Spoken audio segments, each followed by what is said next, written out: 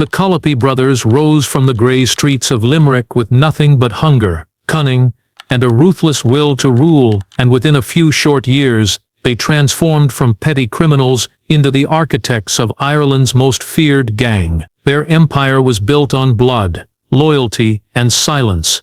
But as their power grew, so did the chaos that would one day destroy them. This is the rise and fall of the Collopy Gang, the story of how a few men turned a city into a war zone, and how their empire of fear finally came crashing down. In the early 1990s, the city of Limerick stood at a crossroads.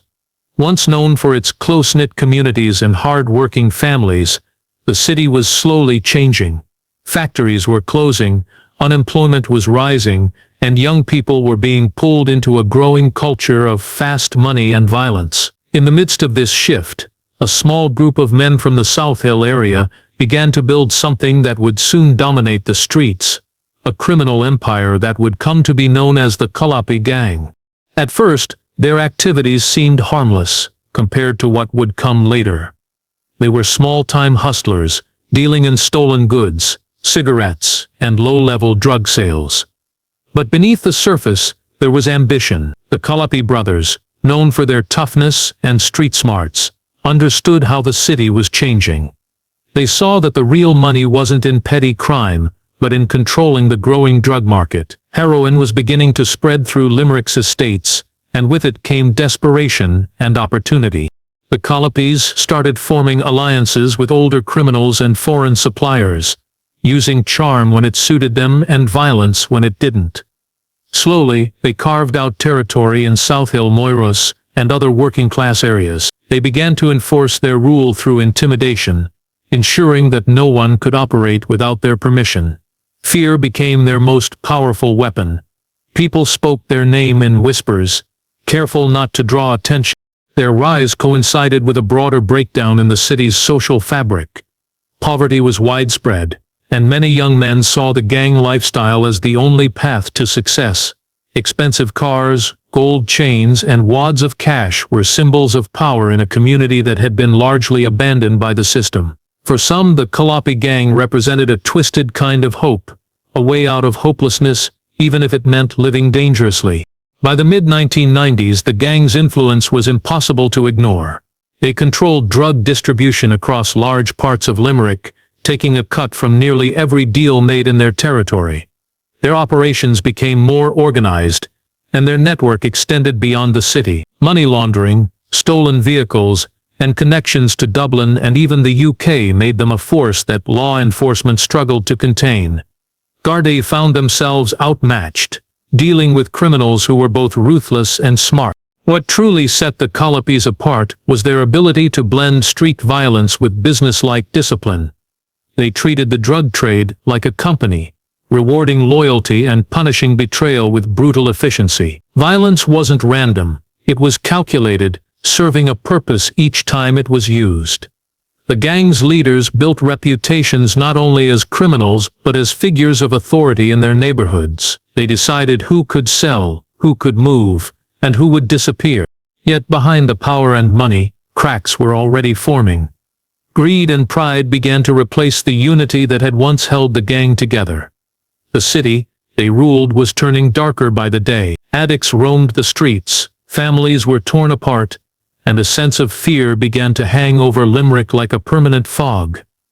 What had begun as a small-time crew was transforming into one of Ireland's most feared criminal organizations. The Collopy Gang had risen from nothing, but their rise came at a terrible cost, one that would haunt the city for decades to come.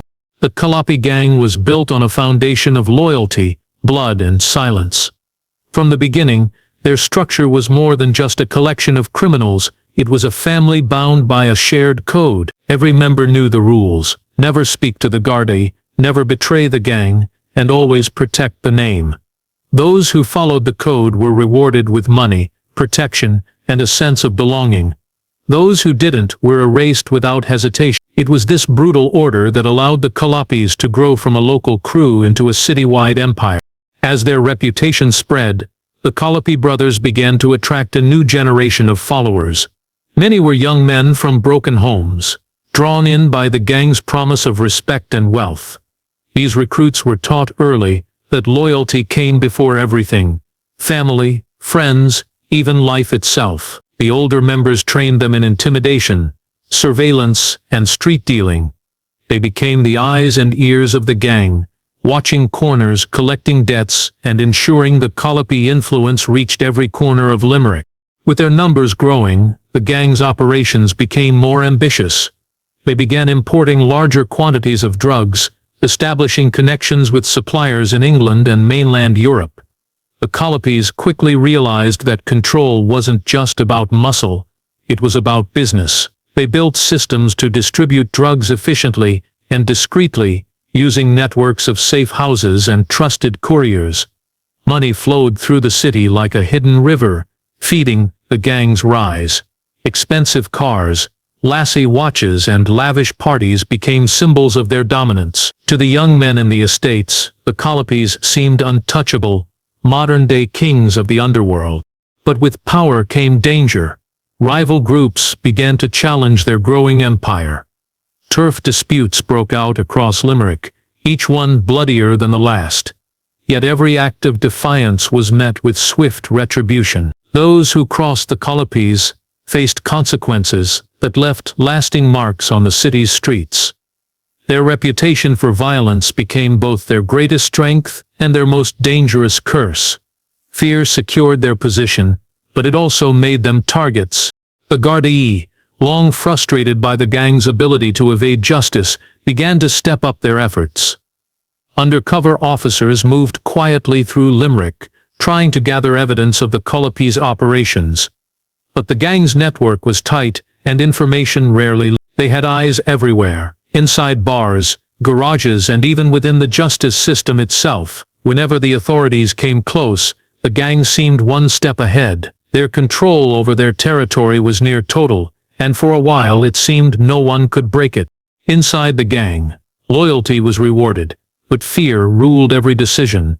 Even trusted lieutenants knew they could never afford to appear weak. A single rumor could end a life.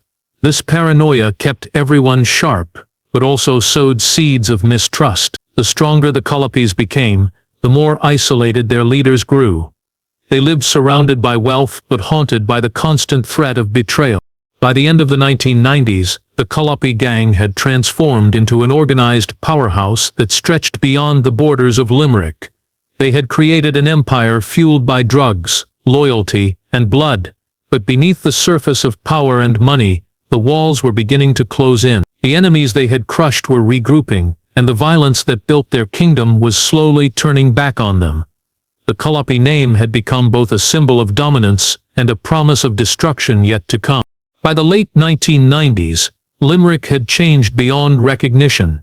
The once bustling city center now carried a quiet tension, a heaviness that hung in the air like smoke. The Collopy Gang had tightened its grip, spreading fear through every estate and neighborhood. Ordinary people lived in constant unease, careful about what they said and to whom they said it. Windows were barred, doors reinforced, and street corners that had once been filled with laughter were now watched by young men with sharp eyes and harder hearts. Limerick was living under the shadow of an empire built on intimidation, greed, and blood. The media began to notice the transformation. Headlines branded Limerick as Stab City, a name that struck anger and shame into the hearts of its residents. But behind the sensational stories lay a harsh reality. The Collopy Gang's control was almost absolute. They ruled through fear, not just of physical violence, but of social power. People owed them favors, debts, or silence. The gang's reach went beyond drugs. They controlled protection rackets, handled stolen goods, and decided who could operate within the city's underworld. To challenge them was to sign your own death warrant. The Collopys understood how to control both the streets and the people. They offered protection to shop owners and small-time dealers, but the price was submission. Anyone who refused to pay tax faced consequences that served as public warnings. Cars were burned, homes were shot at, and sometimes entire families were threatened until they gave in. These acts were not random. They were messages, each one carefully delivered to remind Limerick who held the power. For the young men growing up in the city, The gang's power had an almost magnetic pull. The Collopys had money, status, and a reputation that stretched beyond Limerick's borders. Joining them offered an escape from poverty, a way to be someone in a city that seemed to have forgotten its youth. But once someone joined, there was no turning back. Many of those who entered the gang life ended up either in prison or buried in unmarked graves. Yet the allure remained strong, fueled by the illusion of respect and belonging. As violence increased, the Gardaí struggled to keep up. Witnesses were too afraid to testify, and community trust in law enforcement had nearly vanished. Even when arrests were made, cases often collapsed due to lack of evidence. It became clear that the Collopys had built not just a criminal operation, but a culture of silence that protected them. Every time the police made a move, someone warned the gang first. The Collopys always seemed to be a step ahead, their network of informants reaching deep into the city. The sense of fear became part of daily life. Parents worried about their sons being recruited or caught in crossfire. Schools lost students to the streets. The sound of sirens no longer shocked anyone, it was just part of the soundtrack of the city. Limerick had become a place where loyalty was currency and betrayal was death. The Collopy Gang stood at the center of it all, untouchable and feared. Yet even in their strongest years, cracks were starting to show. The violence that had built their reputation was also drawing unwanted attention from the authorities and rival gangs. Every act of brutality deepened their control, but it also brought them closer to collapse. The city they ruled through fear was beginning to turn against them, and the empire that once seemed unbreakable was already showing signs of decay. The Collopy Gang had made Limerick a city of fear, but in doing so, they had also laid the foundation for their own downfall. The uneasy balance of power that had kept Limerick's criminal world in check finally shattered at the turn of the new millennium. The Collopy Gang, at the height of its dominance, now faced a growing threat from another powerful faction, the Keane family. What began as a personal dispute over money and territory soon spiraled into a full-blown war that would change the city forever. It was no longer just about drugs or profits. It was about pride, revenge, and survival. The feud between the Collopys and the Keanes became one of the most violent and deadly rivalries Ireland had ever seen. The first killings sent shockwaves through the city. Both sides struck hard and fast, determined to show that they would not be intimidated. The violence was sudden, unpredictable, and public. Drive-by shootings took place in broad daylight, cars exploded on quiet residential streets, and families woke in the night to the sound of gunfire. What had once been whispered tension erupted into chaos. The people of Limerick were trapped in the middle of a war that seemed to have no rules and no end. The Collopy Gang, known for their calculated ruthlessness, treated the feud like a military campaign. They armed themselves heavily, bringing in weapons through smuggling routes from overseas. Guns replaced knives as the tools of control. Every move was strategic. Houses were burned to flush out rivals. Safe houses were relocated constantly, and new recruits were tested through acts of violence. The Keanes responded with equal force, and soon the streets of Limerick became a battlefield where no one was safe. Ordinary citizens began to live in constant fear. Parents warned their children to avoid certain streets, schools closed early after shootings, and funerals became weekly events. The city's reputation plummeted, and the name Stab City took on a darker meaning as it became known across the entire country. Local businesses suffered, and the once vibrant neighborhoods of Southill and Moyross became symbols of Ireland's gang crisis. The sense of community that had once defined these areas was being torn apart by greed, anger, and vengeance. The Gardaí launched one of the largest policing operations in Irish history in an attempt to contain the feud. Armed checkpoints appeared across the city, and raids became frequent. Still, the violence continued. Witnesses were too terrified to speak, and those who did often faced deadly consequences. The Collopys used fear as a shield, ensuring that even when arrests were made, convictions were rare.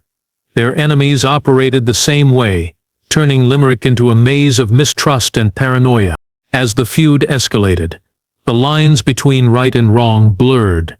Some members of the Collopy Gang began to question the endless bloodshed, but by then, it was too late. Retaliation became a cycle that no one could stop. Each killing demanded another, and the thirst for revenge consumed both sides. The city's underworld was no longer about power or money, it was about survival. The feud drew in friends, family members, and even those who had once been neutral. Entire generations were caught up in the violence. The Collopys, once united by loyalty, began to fracture under the pressure of constant warfare. The empire they had built through years of control was now being torn apart by the very violence that had made them feared. By the early 2000s, Limerick was no longer just a city living under gang control. It had become a war zone. The Collopy Gang's name, once synonymous with dominance, was now linked to bloodshed and loss. The feud with the Keens would leave a scar so deep that it would define the city for decades, marking the beginning of the end for Ireland's most notorious criminal empire. As the blood feud dragged on, the Collopy Gang began to show signs of exhaustion. Years of violence had taken their toll, not only on their enemies but on their own ranks. The gang that had once thrived on discipline and fear was starting to crumble from within. Suspicion grew like a poison, spreading through the organization as whispers of betrayal and informants circulated. Every arrest, every failed deal, and every ambush fed the paranoia. What had once been a tightly controlled empire was now riddled with distrust. The Gardaí, learning from years of frustration, began to change their tactics. Instead of reacting to the gang's violence, they started to anticipate it. Surveillance operations grew more sophisticated, and special units focused entirely on dismantling the Collopys' network. Undercover officers infiltrated their circles, recording conversations and tracking movements. The gang that had once felt untouchable began to realize that the law was closing in, quietly and patiently. The Collopys were losing their invisibility, and with it, their power. Inside the gang, cracks widened into open conflict. Arguments over money, loyalty, and control led to deadly consequences. Younger members, eager for power, started making reckless moves that drew police attention. Some older figures tried to maintain order, but greed and ego overpowered reason. Drug shipments went missing, cash was stolen, and alliances began to crumble. For the first time, the Collopys were fighting battles on multiple fronts against rivals, against the Gardaí and against each other. The constant pressure began to wear down the leaders. Their wealth and influence had made them targets not only for the Notorious but also for former allies. The gang's expansion into international drug networks had once seemed like a sign of progress, but it came with new risks. European partners demanded results, and when deals went wrong, the consequences were deadly. The Collopys found themselves under scrutiny from both law enforcement and ruthless suppliers abroad. Their world, once defined by control, was becoming unstable and unpredictable. Meanwhile, Limerick itself was changing. The community had grown tired of living in fear. Families that had once remained silent began cooperating quietly with the police. Anonymous tips and hidden cameras helped expose the gang's operations. Garda gathered evidence that had been impossible to obtain in the past. With every raid, another piece of the Collopy empire was stripped away. Their properties were seized, their accounts frozen, and their movements monitored. The once glamorous lifestyle that had attracted so many young followers began to lose its shine. Expensive cars and flashy jewelry no longer looked like success, they looked like evidence. Many of the younger members, terrified of being caught or killed, started to turn on their leaders. Informants became a new weapon in the Gardaí's arsenal, and the gang's secrets began to spill out piece by piece. The very code of silence that had built their empire was breaking apart. By the mid-2000s, the Collopy Gang was no longer a united force. Their power had been weakened by infighting, betrayals, and relentless police pressure. Each arrest exposed more of their operation, unraveling the structure they had built over a decade. The Collopys had once ruled through fear, but now it was fear that ruled them. Every phone call, every meeting, every knock at the door carried the threat of arrest or death. The empire that had seemed unstoppable was collapsing from the inside out, and there was no one left who could save it. The cracks that had once been hidden beneath the surface were now wide open, and the downfall of Ireland's most feared gang was no longer a question of if, but when. The fall of the Collopy Gang began not with a single event, but with a series of coordinated strikes that shattered their once unshakable confidence. After years of investigation, the Gardaí finally gathered enough intelligence to launch one of the most decisive operations in Irish criminal history. In a dawn raid that stretched across Limerick and beyond, heavily armed officers stormed dozens of properties connected to the gang. Within hours, homes were searched, safes were opened, and the walls of the Collopy Empire began to crumble. What they found was undeniable evidence of organized crime: cash bundles hidden in floorboards, ledgers filled with coded transactions, and weapons buried in back gardens. The message was clear: the era of the Collopy's dominance was ending. The arrests sent shockwaves through the city. People who had once been too afraid to even whisper the gang's name now watched as their leaders were dragged into police vans. For years, many believed the Collopys were untouchable, protected by fear and influence. But now, they were being paraded in handcuffs before cameras. The sight of their downfall was symbolic. It marked the beginning of a new chapter for Limerick, one where the law finally seemed to have the upper hand. Inside the gang, panic took hold.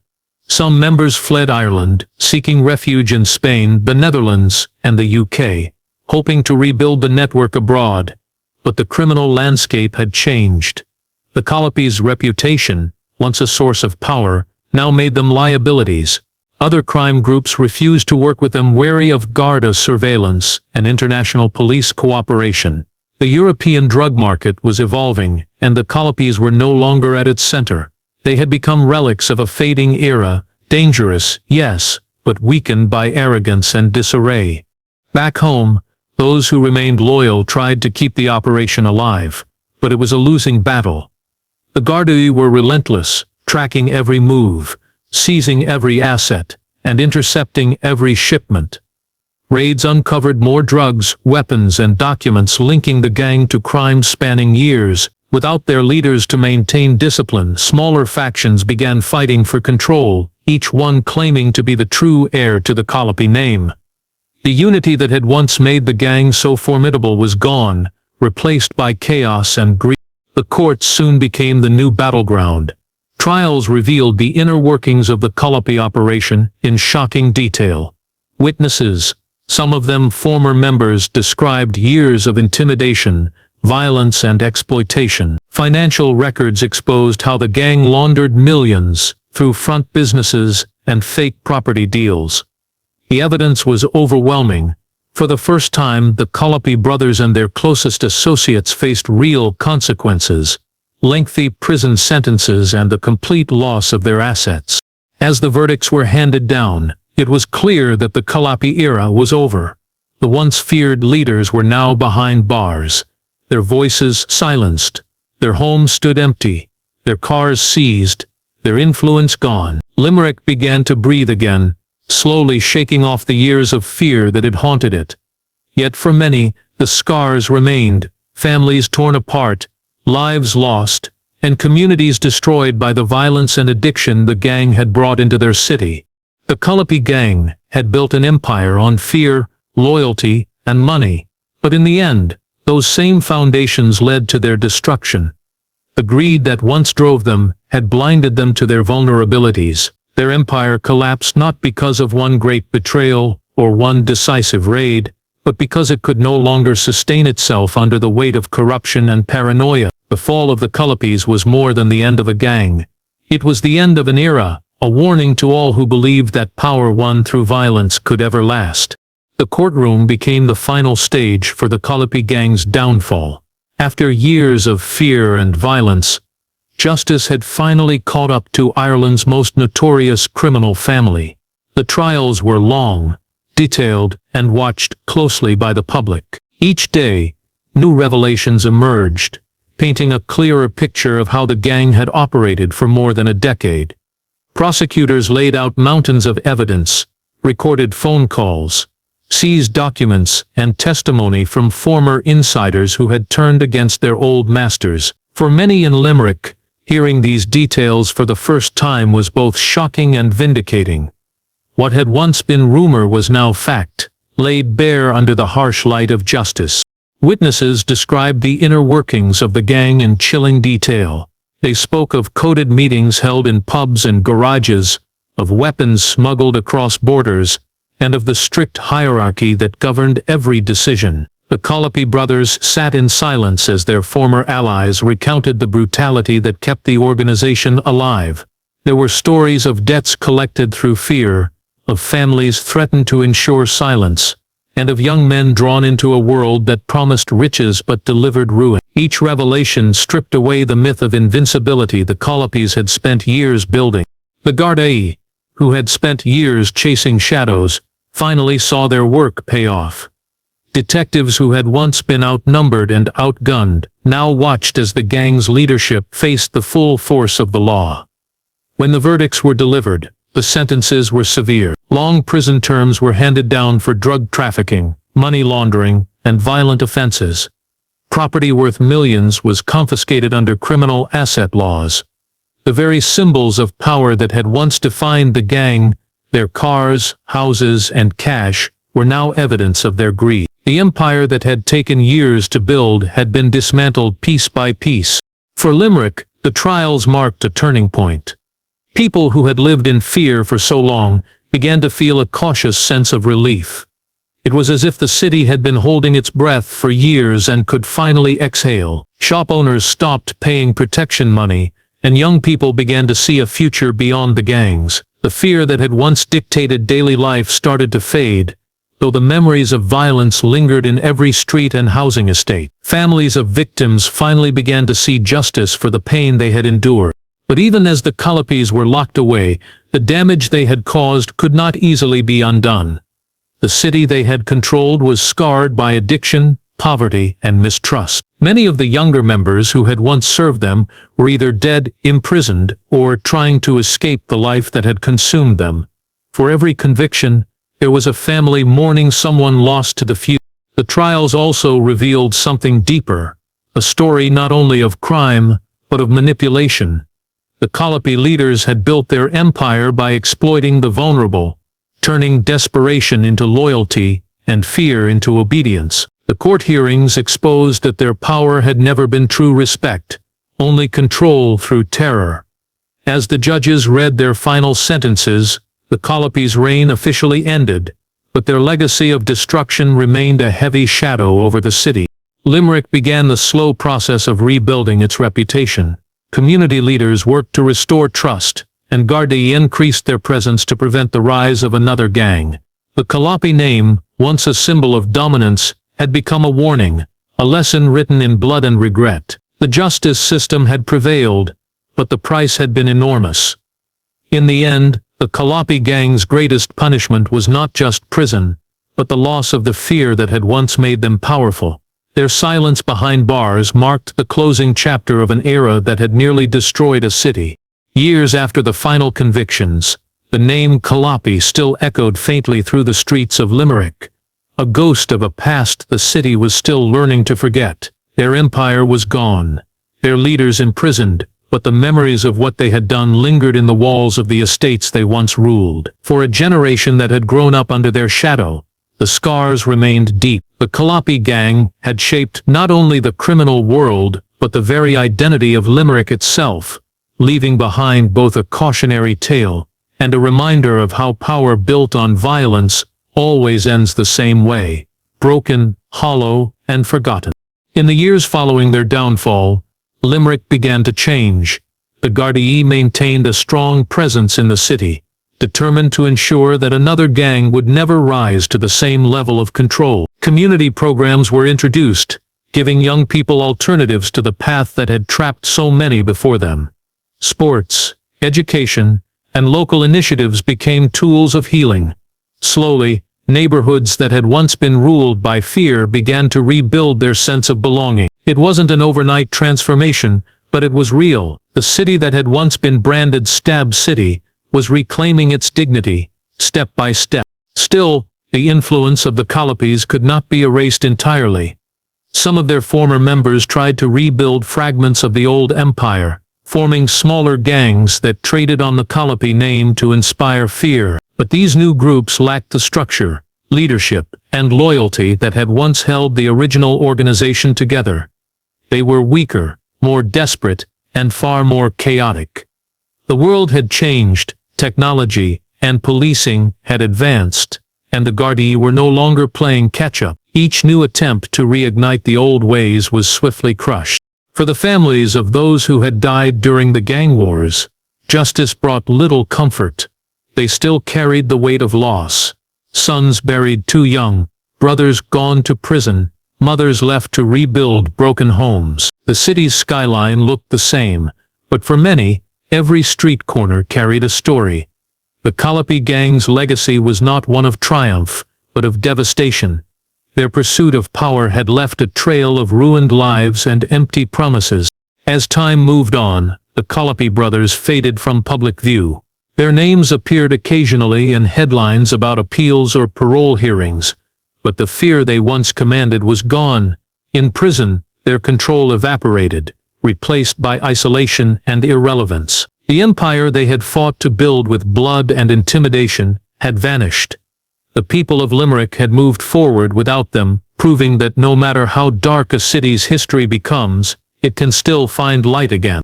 In the quiet moments of reflection, many saw the story of the Collopy Gang as a grim lesson about ambition without conscience. They had everything, money, influence, and loyalty, but they built it on destruction. What began as a dream of power ended in disgrace and imprisonment. Their rise had been rapid and brutal, their fall inevitable.